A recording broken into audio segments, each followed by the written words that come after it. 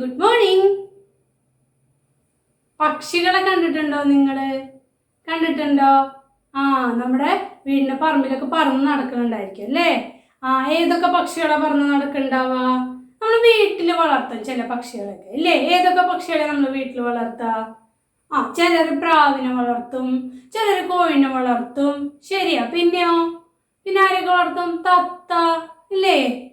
Love birds ഒക്കെ വളർത്തും ഇല്ലേ? അപ്പൊ നമുക്ക് ഇന്ന് കുറച്ച് പക്ഷികളുടെ പേരൊക്കെ പഠിക്കാം അല്ലേ? പക്ഷികൾ എപ്പോഴും എങ്ങനെയാ പറക്കും അല്ലേ? നമുക്ക് പറ്റില്ലല്ലേ? അപ്പൊ നമുക്ക് അവരുടെ പേരൊക്കെ പഠിക്കാം അല്ലേ? റെഡി അല്ലേ? നമ്മുടെ ആക്ടിവിറ്റി ക്ലാസ് ആണ്. അപ്പൊ നമുക്ക് അവരുടെ പേരുകളൊക്കെ ഹിന്ദിയിൽ എങ്ങനെയാ പറയാന്ന് പഠിക്കാം കേട്ടോ. കാസേ കബൂത്തർ. എന്താണ് കബൂത്തർ? കബൂത്തർ എന്താ? പീജിയൻ. നമ്മൾ പഠിച്ചല്ലേ കബൂത്തർ? പീജിയൻ. PIGEON. പീജിയൻ. കബൂത്തർ പീജിയൻ. അടുത്തതോ മോർ.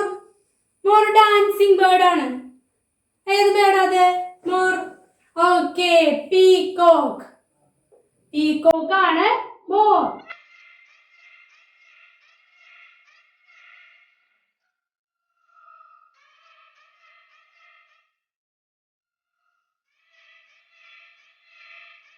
അല്ലേ?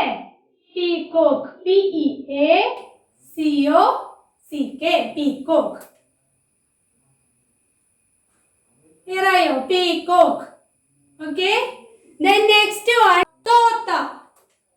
തോത്തയുടെ പ്രത്യേകത അറിയോ? തോത്ത ചിലപ്പോ നമ്മളെ പോലെയൊക്കെ സംസാരിക്കും ഇല്ലേ? ചില തോത്തകളെ നമ്മളിങ്ങനെ പ്രാക്ടീസ് ചെയ്യിച്ചിട്ട് അവർക്ക് സംസാരിക്കാൻ പറ്റും.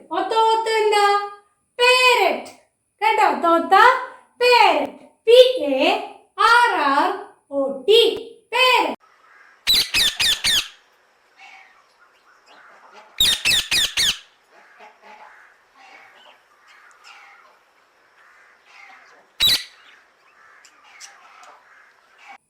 നെക്സ്റ്റ് വൺ, മുർഗി. മുർഗി നമ്മുടെ വീട്ടിലൊക്കെ എപ്പോഴും ഉണ്ടാവും ഇല്ലേ? പണ്ടൊക്കെ എല്ലാ വീട്ടിലും ഉണ്ടായിരുന്നു. ഇപ്പൊ ചിലരൊന്നും വളർത്തില്ല. കുറച്ചു പേരൊക്കെ വളർത്തും, ചിലർ കൃഷിയായിട്ട് ചെയ്യും. എന്താണ് മുർഗി? ഹെൻ. കേട്ടോ? ഹെന്നിനാണ് നമ്മൾ എന്ത് പറയാ? മുർഗി. മുർഗി മീൻസ് ഹെൻ. മുർഗി എന്താ? ഹെൻ. കേട്ടോ? മുർഗിനെ വീട്ടിലൊക്കെ വളർത്തും. മുർഗി എന്താ? Hen. HEN. Hen. Then next one, ബത്തക്. ബത്തക് എന്താ? ഡക്ക്. DUCK. ഡക്ക് ആണ് എന്ത്? ബത്തക്. കണ്ടിട്ടുണ്ടോ ബത്തക്കിനെ? ഓക്കെ.